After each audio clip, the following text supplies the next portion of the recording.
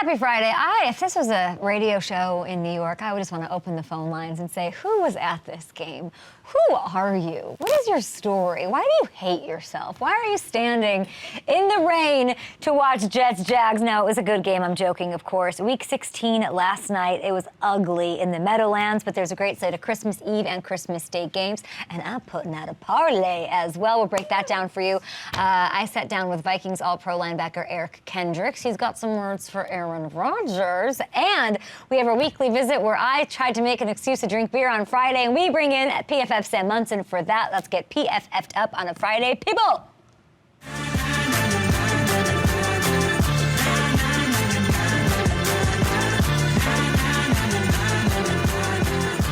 Rainy, sloppy. It was kind of soupy out there in the Meadowlands. I wouldn't, but I'm proud of everybody who was out there, especially the Jags fans making the trip.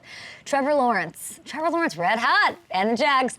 Early in the game, they're like, we don't want to be here. Let's get this done. They took control early on and took the Jets for a ride to the tune of 19-3. So here's the playoff picture as it changed and adjusts before these Thanksgiving Eve games here, Christmas Eve games. The Jags, they moved to within a half game of the Titans for the AFC South lead. If Tennessee loses to Houston on Saturday, in a game they're playing without Ryan Tannehill, mind you, and remember they did not put in a claim for Baker Mayfield, the Jags, they slide and swerve, not into DMs, but into first place. Into first place, people. The Jets now fall to 7-8, and hopes of a playoff situation are a slipping away. I also have to mention that with the Jets losing last night, the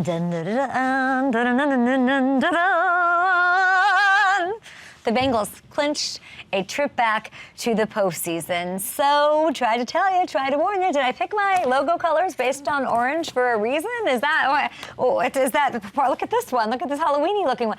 Orange is the color. It suits everyone. Orange is the new orange. And they've clinched a playoff spot. So here we go. Okay, I remember when the schedules were revealed, and we circled this one as a battle between last year's first and second overall picks. Does anybody remember that? I think I almost remember what I wore on Good Morning Football for this show. Trevor versus Zach. It's like my solo cam, and I'm saying, this is great. But it's so crazy that so much has changed, obviously, since then. And these quarterbacks could not be in two more different places right now. Trevor Lawrence, he was able to cut through the wind and the rain. He was delivering dimes like this one you're looking at. Leading Xena the Warrior Princess, is that what I'm doing? It's fine. Remember that show? Leading the Jags on 5 different scoring drives in that weather. Zach Wilson, on the other hand, struggled mightily and gets benched in the third quarter. So the booing, merciless from the opening kick. And we'll bring in Hamilton here in a minute. Saleh insists, of course, that Zach Wilson is going to be back, but I'm beginning to wonder, is this just another to the elephant graveyard you go? Zach Wilson on a heap of quarterbacks who have not panned out as time running out. And we'll see how it plays out. We've got 2 final weeks, and he might get a shot to redeem himself. He might not, but it seems like everyone in New York is starting to run out of patience. Your thoughts, if you were at the game, let me know. You would have to be just a total glutton for punishment to sit through this game. And that's where we bring in Matthew Hamilton, who is our intrepid reporter. And you decided, did you go for a reason? I mean, I have a lot of friends who are Jets fans. You know, I have an affinity for the Jags, so we planned on this a few weeks ago. We didn't know it was going to be that disastrous of a rainstorm, but yeah, it was a good time. Any stories were Jets fans just miserable? It was pretty much from the opening kick. Jets fans were not happy. You could tell the patience was very thin with Zach Wilson right from the beginning, and the boos were out early in force. There were MVP chants for Streveler when he completed his first pass. Oh, wow. They were screaming about Adam Gase. Thanks a lot, Adam Gase. Whoa, Adam Gase! Yes, because this was a reminder of the fact that Adam Gase winning those 2 games against the Rams and Browns at the end of the 2020 season is what cost them Trevor Lawrence. And stuck them with Zach Wilson. So that was not forgotten in all of this either. Yeah, it was. They're the guy it was in an It's Sunny, unpleasant right? night. With putting the dots together and the lines, bringing it back to Adam Gase. That is the funniest thing I've heard in a long time. Did Rex Ryan come up? No Rex Ryan mentioned. Did anybody want to blame Wayne Corbett for their troubles? There was a Neil O'Donnell jersey in the crowd. That's how bad things have gotten. Now, this is the stuff I want to hear. What else you got? Anything else happen? Was the weather as bad as it looked? It honestly looked miserable. Oh, it was coming down the whole time in buckets, and it held off a little bit early. So like most of the first quarter was dry, but after that it was a complete mess. And there was a lot of screaming, things being thrown on the field. The T-shirt toss was where the energy really got going with the crowd. I think they did about eight T-shirt tosses in the game to try to keep the crowd. Yeah. But yeah, that's the only thing that kept the crowd in the game was every single break. They just went right back to the well of the T-shirt toss. That was about it. Now we had a friendly wager on our staff. You didn't know about this morning, did you? Oh, boy. And some of us think you stayed till the clock hit 0, and some of us think you bounced early, buddy. Which is it? Did you stay? After the field goal that made it 19-3, I was with 3 Jets fans. They wanted to leave, so we did bounce early as things hit the 2-minute warning. That shows you how bad it was last night, because there's no world where Hamilton's bouncing early from an NFL game. Absolutely not. Hamilton, last time I went to an NFL game with you, you were there watching an NFL game and then watching 8 other NFL games at the same time, and you wouldn't even look or have a conversation with me. That you left early is hilarious, and I just lost $10. Way to go. Way to go. How's the show looking for today? I know we have Eric Kendricks on. I mean, it can't be looking good if you were at a game all night, because you are the maestro of said show. Yeah, I mean, I think we got a great show planned. I mean, can I peel back the curtain of our meeting a little bit here? Sure, go ahead. When I this talked, morning? yeah. Oh, God, yeah, when I sure. gave, the Gettysburg Address, I'm talking for 10 minutes straight. And I find out as we get to the end of the meeting that the guy's like, oh, well, I didn't hear a single word that you said. So at that point, I just kind of gave up. So, we're just kind of winging it here, I guess. We'll have a great time. We're not winging it. We know what we're doing. wasn't- We're setting playoff pictures. And I'll say this. You can say, I didn't need to be. I was on the morning call. There was a hair dryer in my ear. I'm a victim. There's a hair dryer in my ear, and I'm being respectful of everybody else and not saying, hold on, wait till I get my hair dried so I can hear what's going on. So you're welcome, first of all. Secondly, I don't have to be on the morning call this morning or even hear anything, because you and I had a productive call yesterday for about an hour. If that's what you want to call it, productive. First, your ability to twist things and make yourself into a victim is admirable. I'll say that. It's really impressive. Optimal. But yeah, that productive call that we had yesterday, as you called it, I'm trying to talk to you about the show and what's in it. You're chasing Ryan Gosling around a mall. Okay.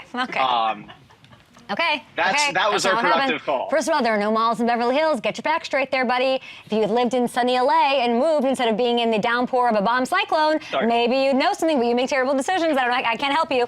What happened yesterday is we were on a call, and I'm running around Beverly Hills because I'm an all-pro procrastinator. I have no gift spot for anyone in my entire life. And I'm running around, and I'm walking in a department store. There's a designer store. I don't want to say it because he's clearly getting something for his wife. Eva Mendes. So I don't want to, whatever. Hopefully. Okay, so he's in this thing, and I all of a sudden I'm walking. You know me. Like I'm a bomb cyclone. I'm not paying attention to anything, and I lock eyes with Ryan Gosling. And guess what? He is wearing a hat down to here and a mask. And I'm like, you tried to Gronk. He tried to be the 6'6", let me go to the store and disguise myself. And guess what? It just draws more attention to you. And then I was like, Hamilton, he looked up at me like, and then he goes, maybe it's because I got a face peel and my face is half peeling off. He goes, maybe because you look like you have a flesh-eating disease. But now we've talked too much about my personal life.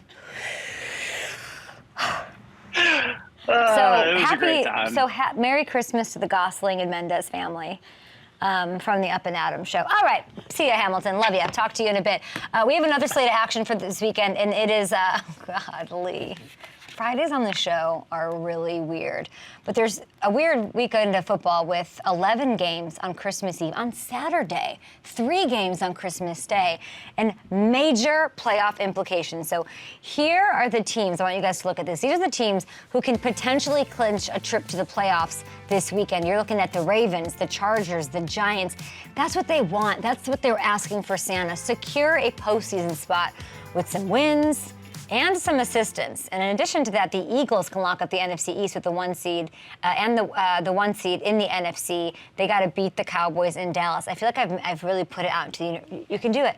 Just win. Just make it happen.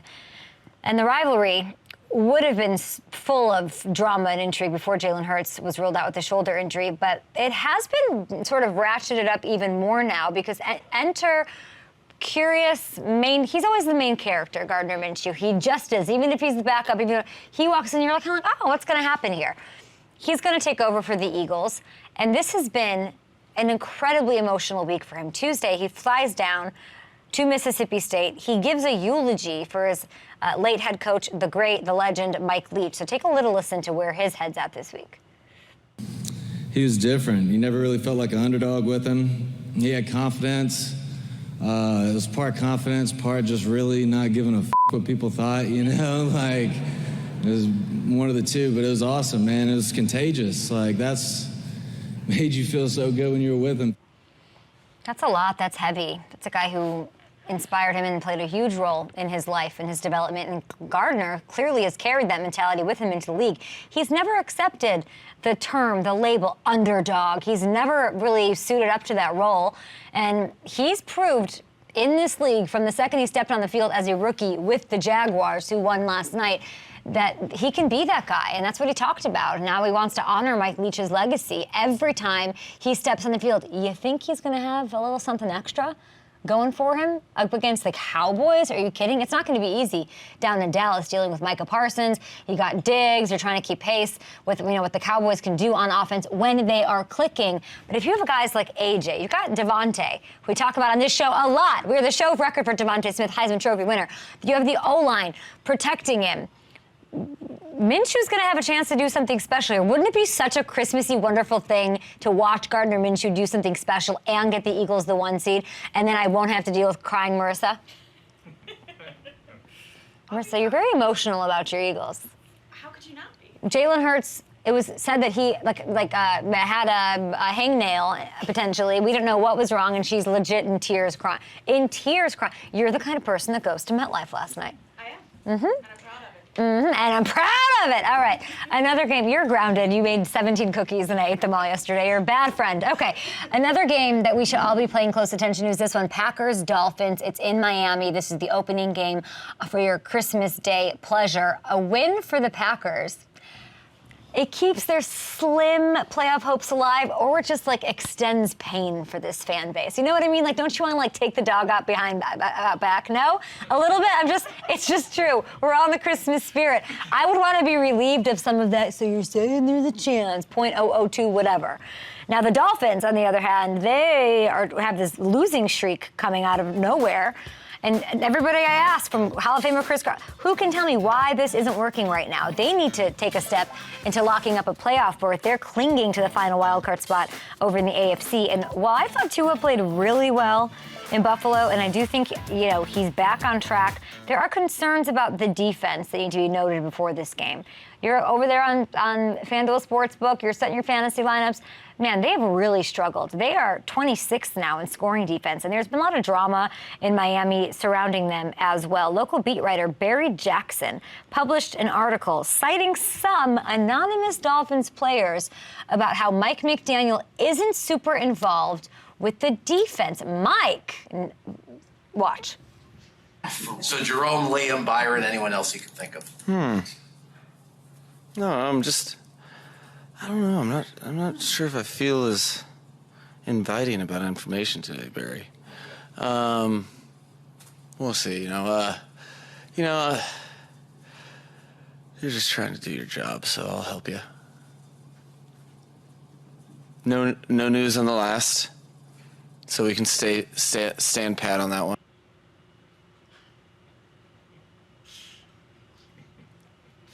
Why are we laughing? Do we think it's funny? Do we think it's like a different side of him, so we like awkwardly don't know how to feel? Yes. It's awkward, right? Yeah. Barry, what a name.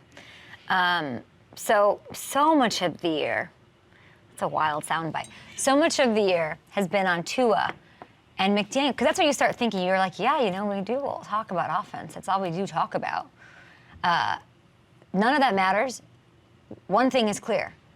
If they have any hope of doing anything this year, getting into the playoffs, making a run, the defense has to step up. And make no mistake, even in a down year, there's absolutely nothing more dangerous than an Aaron Rodgers who knows that he has to run the table, especially with the emergence that we've seen from Christian Watson, a guy who might keep him in Green Bay next year. This is a huge defensive test for Miami. You can't convince me otherwise. And we're going to learn a lot more about what they are made of this weekend. And then are they going to play up for McDaniel now? Or are they going to, who knows? Who knows? It's a fascinating game for your Christmas viewing. And the last one I'll play very close attention to is,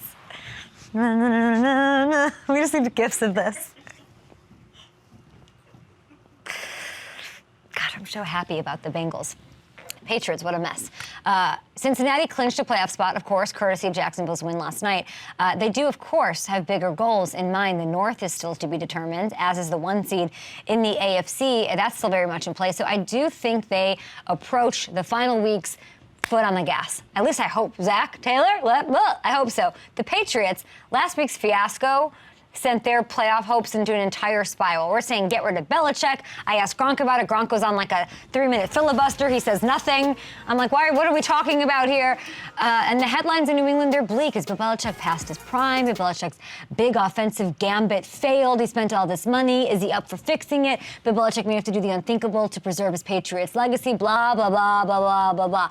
And I do think it is fair to question some of Bill's decisions that he's made over the past couple of years, especially concerning the play calling situation, Patricia, Judge, all of that, not having answers for any of that. But did Bill Belichick suddenly forget how to coach? Like Men in Black neuralizer thing? Your mind is wiped and you don't know how to coach? I don't believe that happened. So this is a roster in midst of a transition. That's something Tom Brady and his team probably saw, and you cannot convince me that did not contribute to him saying, I want to go elsewhere. I just see that, there's ebbs and flows. Nobody stays on top forever.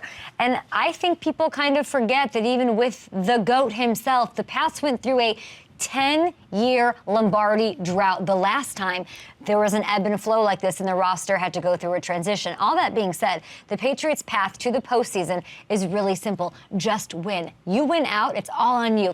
That's perfect for Bill Belichick. Win and you're in. So even struggling as they have all season, everything's right there. It's right in front of you, and it's a tough test. You got the Bengals this weekend, so we'll see if New England can, do their job or whatever they need to do, get their, another mantra going in the face of so much criticism.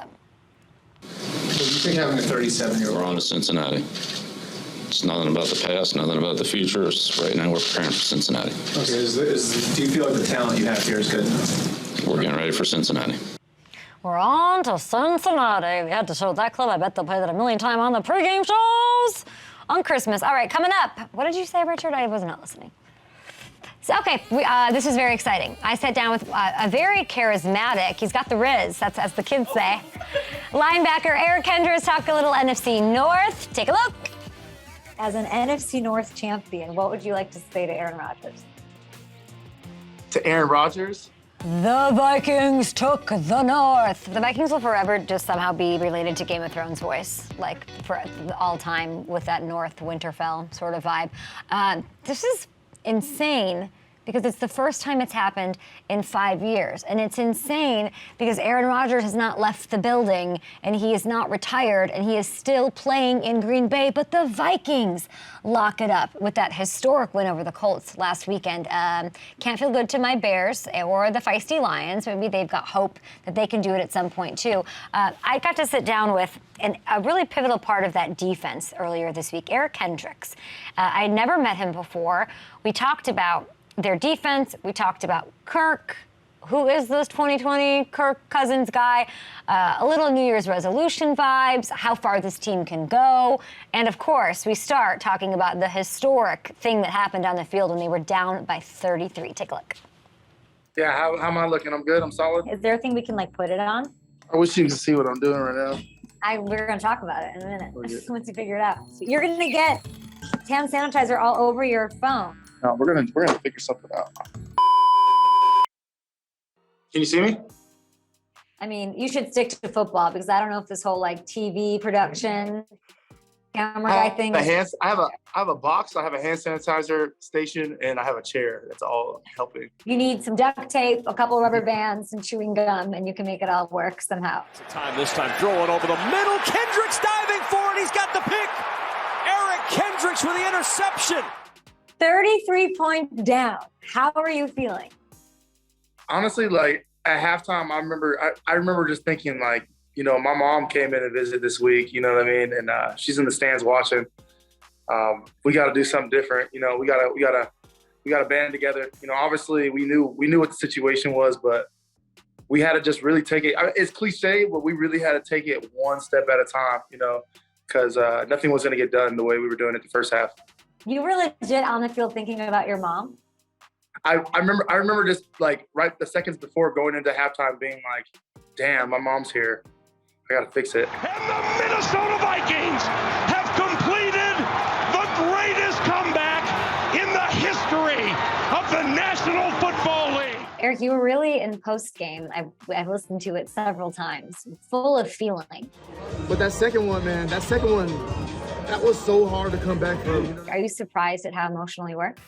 Honestly, I'm not. I'm a very emotional person, you know what I mean? And I'm not really surprised when I look back at it, but in the time, I feel like I was just so deep into my thoughts and my feelings, and just the joy of, doing that with my teammates. And it was a special moment. I know that, especially in this league, wins are hard to come by, and winning the North is hard to come by. I just wanted to take advantage of it and make sure that my teammates knew, especially the young ones, how special this moment really was. What'd your mama say? My mom was happy. Obviously, we got to get a win when she comes in town. But that's what kind of made me emotional about it. I feel like this is a game that I played, that I've wanted to play since I was a kid, and just seeing my mom's work ethic growing up. And, me trying to emulate her work ethic and work hard at this sport, sometimes that gets overlooked. And, you work so hard during the week, and you grind with your teammates, and, you put your body through all this, and to sit back and enjoy a win how we just had, that's really the culmination of everything. And that's why I got emotional, because I was really just smelling the flowers in that moment. Okay, so here's the lesson to Kevin O'Connell. Get your mom to every game. Because no. You know what? If it's like that every game, maybe she needs to stay sometimes, because we've been doing good other times. Congratulations, NFC North champs right there. For the first time in 5 years, the Vikings win the NFC North. It is hard to win. That is a tough division. You said it, NFL games are hard to play. So at this point in your career, how important was that to you? It was huge. That when we set goals at the beginning of the season, that was the first goal that we set. So to say it wasn't a big deal, it's a lie. It definitely was a huge deal. But now that we've completed that, we've got that done. We need to lock in for the remainder of the season and figure out what we got to do, to keep this thing rolling. As an NFC North champion, what would you like to say to Aaron Rodgers? To Aaron Rodgers? Uh-huh. I don't know, maybe just take a look at some of the stuff he may have said earlier. Just like all the other teams in the NFC North, it seems like every single year. I think their fan base and their teams feel like this is our year to win the North. Hasn't really been the case during my time for the most part. I'm not one talking. I'm more about that action. So I'm more about that action. I love it. I want to talk about your quarterback. Enough about Aaron Rodgers. 7 fourth-quarter comebacks for Cousins. Who is this guy? Man, I've said this since we got Kirk on the squad, but people love to hate Kirk for some reason. And the guy is so tough. First of all, you know what I mean. He's mentally very strong. He goes to the beat of his own drum, and that's what I love about him. You know, the confidence he has this year is amazing, and we're all following where he's going. Does he know all the, like, how the people think he's corny or whatever? Does he know that and just not care? And like, because to me, I'm like, he has to know this. And then I think he just sort of feeds into it even more, which I love. Yeah, I feel like he embraces every bit of himself. And it's not the fact that, it's what everybody else thinks. No, it's, he knows who he is in his heart. And he's okay with that. And that's how I feel like everybody should be. Are you saying that Kirk Cousins, 2022 Kirk Cousins, NFC North champion Kirk Cousins, who he really is this guy wearing Kirko chains without a shirt on? No, but it's the fact that everybody's like so surprised by it. And it's like, this isn't the Kirk we know, but it's like he's playing off that and he's just having fun with it. I love that part about it. Do you have a New Year's resolution you're thinking about? I want to get better at Spanish. Okay. How good are you? I said it, so I have to kind of work towards that now for sure. So I'll hold you to it. Do you speak Spanish fluently? No. No. Do you speak Spanish at all? Poquito. Pequeño, más o menos. Más o menos, yeah, exactly. But yeah, what makes you want to learn? I think it's just a great tool to have. Obviously I live in California. Was born and raised there, so obviously I have a ton of friends who speak Spanish, and I just always wanted to do it, and I've never done it. So here I am. I love that. And the crowd will go nuts with boos. This is a stadium and a team in search of momentum. The Minnesota fan base is one of the most tortured fan bases in the NFL. They deserve a win. They show up. They hit you with that skull chant. It literally gives me goosebumps when I see it.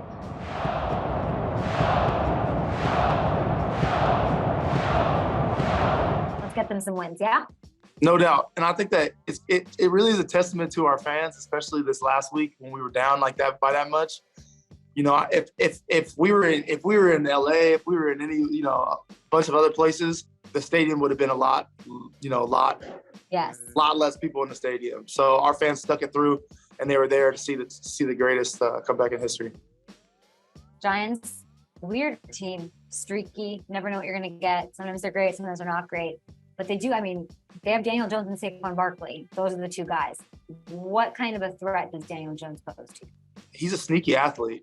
If things get sketchy on third down, he has the ability to use his legs to his ability as well. Good luck and great job on turning it around and making history. And really congrats to your mom, because she's the reason it happened. That's what I learned here today. Thank God for Mom. Thank God for you. Thank you so much. Thank you for joining us. Eric, I appreciate you. Appreciate it. Bye. Take it easy. My favorite interviews are the ones that happen and I'm like, I don't know much about this person. Let's do a research. Let's create a great interview, and they totally win you over right away. And you're like, how did I not know you, Eric Kendricks, on a personal level, as an individual who was played in the league for so long, and now he's an NFC North champion. I just loved it, and he does a lot of good in the community too. He's invested, I believe, in an app. What is it called? It's called Real, and it's him and his wife. I thought it was his fiance, but he's fully married, lovely family, and it's a mental health app. And we talked a little bit about off camera about what it takes. I mean, even in a game, look at this, that down 33 points, what does it take to have the fortitude and, the mental stability and strength to overcome that? And it's something he's invested. It's very cool when players find what they're passionate about and then make a stand. And he's really vocal about that as well. So I thought that was particularly cool. And he mentions the threat that Daniel Jones poses there.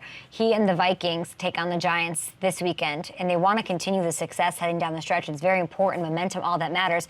And it's also important in the playoff picture. They're trying to fend off the Niners and hang on to the 2 seed in the NFC. It's so exciting. And on the other side, it's a big one for the Giants. They can clinch a playoff spot with a win, and they need some help. I think they need losses from 2 of their 3 wild card competitors. That's the Lions, the Seahawks, and the Commanders. So if the Giants make it, I mean, that's a huge thing.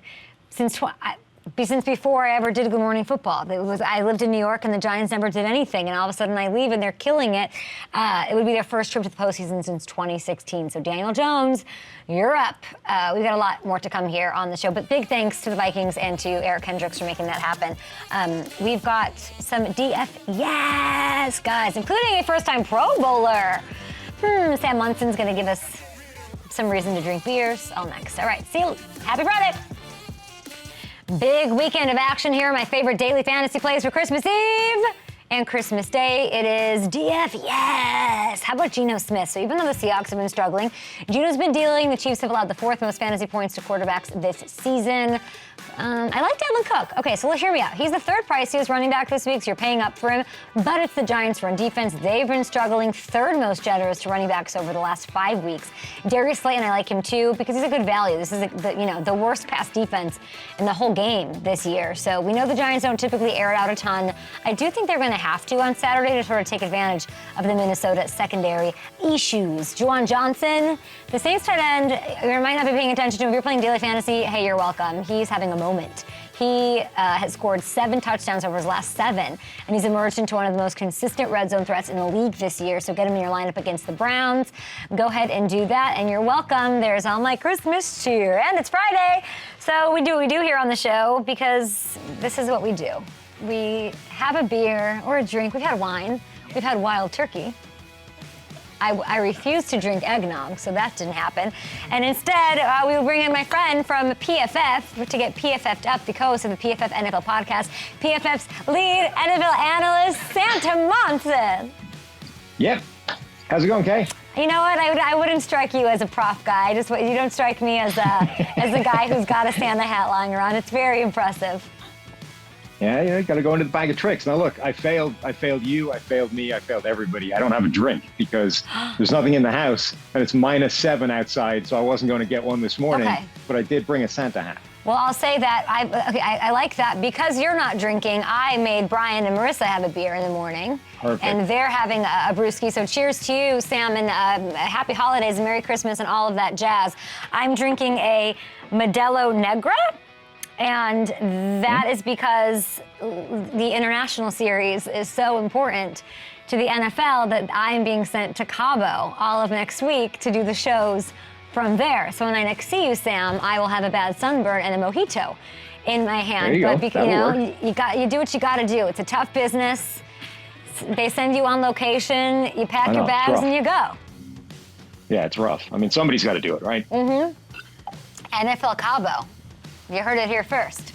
Okay, first up, here's what I have. And they always like to feed me the numbers in my ear so I don't see them ahead of time. They're saying 7.4. 7.4 sounds like the temperature in your backyard and in Chicago this year, hence why I'm going to Cabo. 7.4 is the yards per attempt for quarterbacks not named Jimmy Garoppolo when Kyle Shanahan has been the head coach of San Francisco. That guy can get production out of anybody at quarterback. And as long as Brock Purdy doesn't turn the ball over, the 49ers offense is going to roll because Kyle Shanahan is some kind of absolute offensive magician. I do want to say this, and I hate to argue with you on the holidays, but we are family at this point. So do you know what the Niners' record is with quarterbacks who aren't named Jimmy Garoppolo or Brock Purdy? Actually, this doesn't disagree. This is great. 9-29. Yeah, no, it's a lot worse. Like that's where the problem manifests is winning and losing. But he will get offensive production, and this year the defense is way better. With fantasy and prop bets over at FanDuel Sportsbook, that's all we care about, which we love. And that's crazy. And Jimmy, of course, we all know 49-19 in that stretch. The Niners have a good one against the Commanders this weekend. All right, the number is 1,000. It's a big number. We don't usually have big numbers. 1,230. I think that's the amount of total websites I went to try to find a Justin Fields and Justin Jefferson jersey for my 2 nephews, who, by the way, are Packers fans. Look at you, though. You sold out everywhere.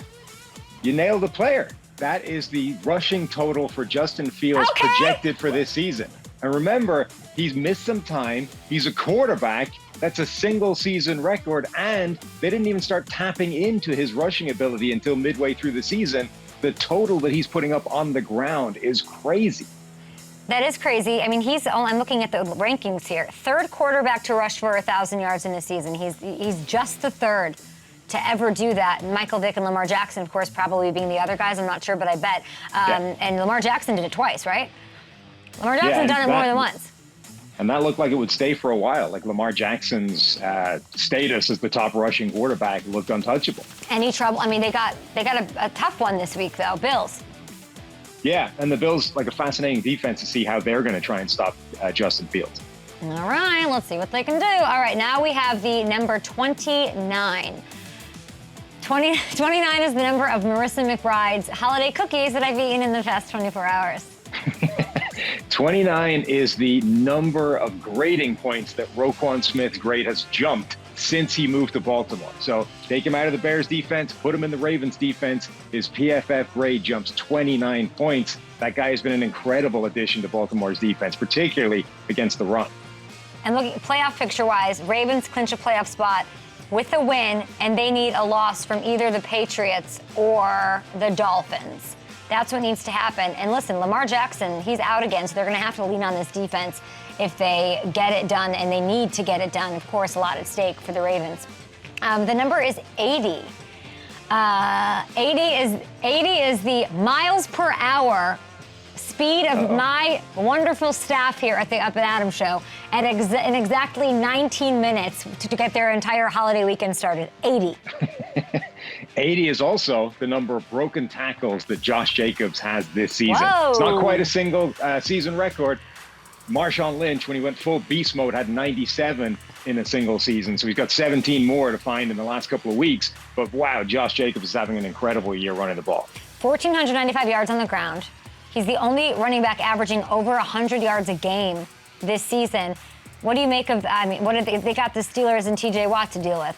You think he'll be okay? Yeah, and TJ Watt hasn't been quite the same guy since coming back from injury. He's still a good player, but he's not the all-world force that he was beforehand. So I think they can still get some joy on the ground. Sam Munson getting PFF'd up here on the show. I can't believe you don't have you broke our cocktail streak. I don't really understand. Like, hello? But Santa hat. Does the Santa hat offset? It does? Oh, right? See? Okay, the control room saying it brings joy. As much joy as one of these, questionable. No, but it's close. Sam, the last one is the number 1.7. I'm going to Cabo. That is the percent chance that me, who haven't there's not a recorded shred of evidence that shows that I can connect anything, work a laptop, produce, be technologically savvy on an optimal basis, that I can, 1.7% that I can get this thing to sort of wire in to create a television program next week. It's also the turnover-worthy play rate for Jalen Hurts this season. Lost in all the improvement of him as a passer and all the production in the Philadelphia offense, that guy's been incredibly careful with the football. So it's a big loss losing him for a couple of weeks injury-wise, not just because of what you take away, his rushing threat, his big playability, but because he doesn't make mistakes. It's true. And then I'm looking at Minshew. We did a whole thing about him earlier in the show. He's sort of emotionally charged. Mike Leach passes away. He leaves the team. He flies down, delivers a eulogy, and now he's getting the start. He always sort of rises to the occasion. Like, he's more of a main character, I think, Gardner Minshew. And I'm looking at his touchdown-interception ratio, 41 touchdowns, just 12 interceptions in his career. That's pretty good. Tell me what you think about that. But he's also got Parsons and Diggs to deal with. Yeah, he doesn't tend to make too many mistakes with the football either. If he does, it's fumbles. Like, he's a little bit loose with ball security, but that Eagles offense is a great situation. Number one offensive line in the NFL, A.J. Brown, all those receivers. Like, even without the rushing threat, it's still a fantastic offense to be in. I think Minshew will be fine. What's Santa bringing you? I don't know. It's a surprise, right? How would I know? Sam, do you get, into the festive spirit? This is my favorite thing. I have a 9-year-old daughter, so it's somewhat thrust upon you. Okay, well, what did you get her? She has this giant, fluffy, egg chair thing. Like a reading nook type of chair. Oh. That's cute. I thought you were going to say one of those squashmallow or those smashmallow, whatever they are. No, she already got those. She has those? Yeah, those are, I don't know about those. All right. Sam, well, happy and Merry Christmas to you and your entire family. Your 9-year-old, I'm sure she's happy you didn't have a beer at 8 in the morning.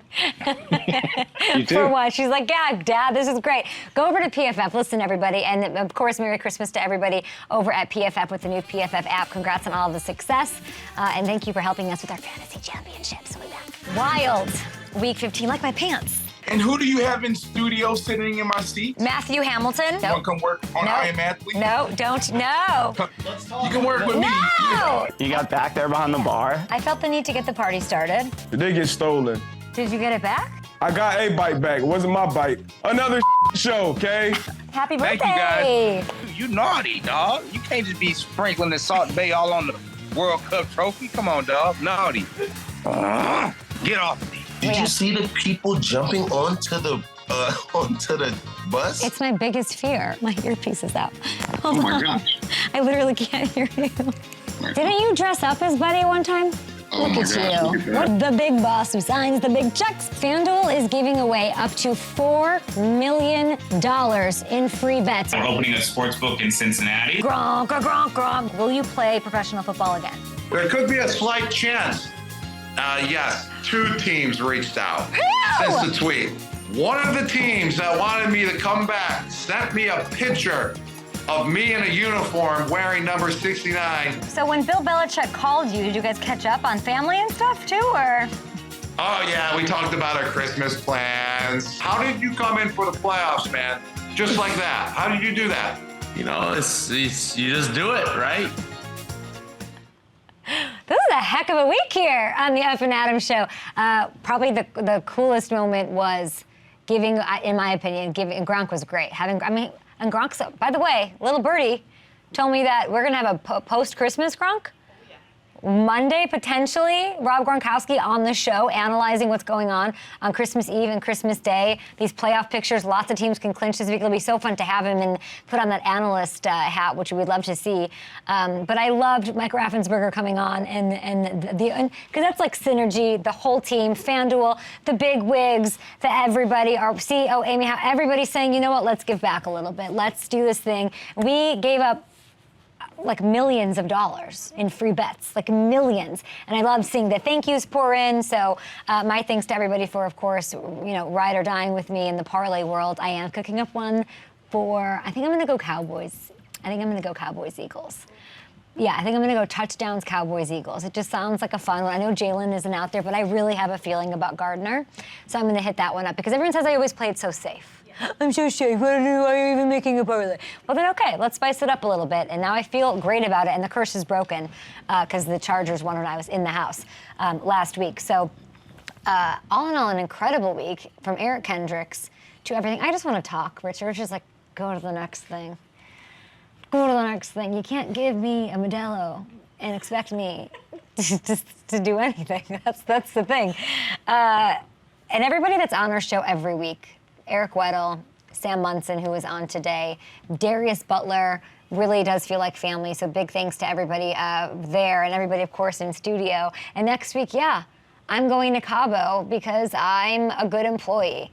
And because I basically went to be the sacrificial lamb so my staff could work from home. And you are welcome, staff. Cheers. Thank you so much. Thank you so much. I mean, I take them for the team. I got to scout places. Where are they playing Cabo? Do they play at Chileno Bay? Do they play at the, where can we put the NFL bigwigs when we go down there? Maybe I'll make a deal with Matthew Stafford to be my future quarterback. Maybe I'll have a love affair with Jessica Simpson. Isn't that what happens down there in Cabo during the NFL season? Anyway, if you need players to find the end zone in Week 16, Romo, I'm sorry. No worries, I got you covered. Here's what I have for you this week. How about Derrick Henry? Nothing. Pretty much nothing I feel more confident in than Derrick Henry going off against the Houston Texans. Over the last 4 games against them, he has scored 9 touchdowns. And he's rushed for over 200 yards in each. Talked about him a lot, so we're giving him the vibes. Jerick McKinnon, thriving, on fire, 4 touchdowns over the last 2 weeks. And he said, I'm going to run it in there. I'm calling my shot. I'm going to do it. And he probably will against the Seattle defense that is struggling. And they've given up the most touchdowns to running backs over the last month. I think they missed Bobby Wagner. Bobby Wagner, come on my show. You're a former teammate, DK Metcalf, another guy I think will score touchdowns. I think the Seahawks are going to have it.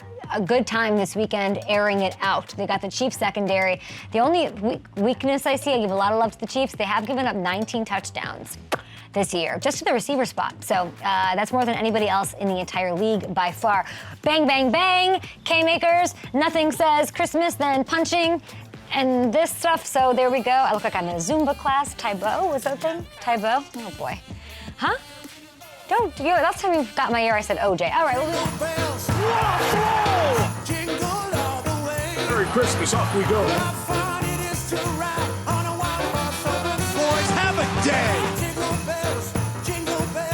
Are you kidding me? This is amazing. Ho, ho, ho. Oh, happy holidays to everybody out there. I know we are a new show. We are changing and growing every day, but you guys even know us or take a chance on us. We appreciate it. We're only getting better and better right here. Let's bring in Matt Hamilton to help finish out the show. I hear you have an issue with my Cabo trip.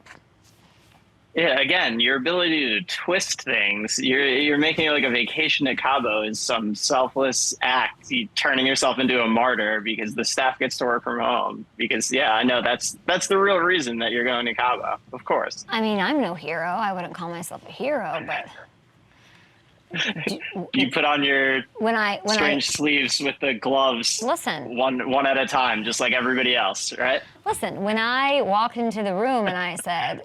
If I'm gone from Monday through Friday between Christmas and New Year's, and I take on that burden of going to Cabo for the week, can everyone work at home? To which we should all be thanking Richard Issacow for saying, all right, let's give it a shot. So cheers to Richard Issacow on that. Thank you. Thank you, Richard. No, it's Issacow forever. Issa producer. And so I mean, I'm not going to call myself a hero, but do I think I'm just as important as Bruce Willis in Armageddon? Yeah, I think I'm taking one for the team. I think do I think I'm Jack in the freezing cold water of the Atlantic and this entire show staff is Rose floating on the door and I'm taking one for the team to save all of you? Yeah, I do. I mean, don't let me drink. I was just about to say, one sip of beer and you're sitting there like this and rambling. Yeah. You think Liv Tyler and Ben Affleck, you think they lasted in the movie after those animal crackers? You think they lived happily ever after? Her dad sacrificed himself. You think they're not in couples counseling 20 years from then? This took a really dark turn. Merry Christmas! You saved the world. Merry Christmas to everyone out there. Be safe. Happy Merry holidays. From us here at the Up and Adam Show. We'll see you guys Monday from Cabo.